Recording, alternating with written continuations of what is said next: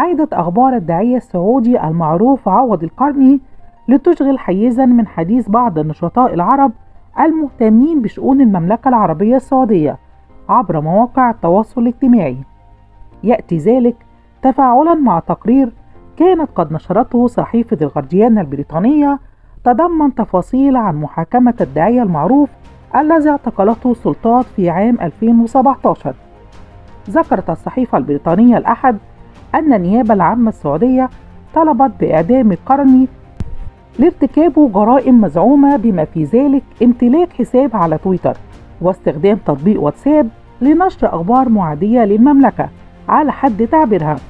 وتفيد الصحيفة إنها اطلعت على وثائق المحكمة وعلى تفاصيل التهم الموجهة للداعية بمساعدة ابنه ناصر، وقد فر ناصر العام الماضي من السعودية خوفا من الاعتقال، ويقيم حاليا في المملكة المتحدة بعد طلب الحماية.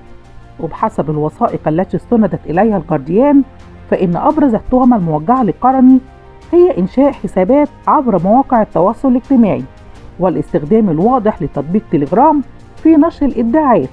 وتشير الوثائق أيضا أن القرني اعترف بالمشاركة في محادثة على واتساب والتهمة بنشر مقاطع فيديو أشاد فيها بالإخوان المسلمين. وقالت الصحيفة البريطانية في تقريرها إن اعتقال عوض القرني في 2017 شكل بداية حملة قمع ضد المعارضة من قبل ولي العهد الجديد محمد بن سليمان. وجاءت الحملة الجديدة تحت عنوان انقذوا عوض القرني، ودعت إلى الضغط على السلطات السعودية من أجل إطلاق سراحه. ونشر ناصر ابن الداعية عوض القرني تغريدة عبر حسابه على تويتر لكسب تعاطف المجتمع العربي والدولي مع والده، يدعو الله أن ينجي والده، وقال: يا الله، أبي الذي طالما أغلق باب المساومات على دينه ووطنه، أحرسه بعينك التي لا تنام وأعطيه حريته.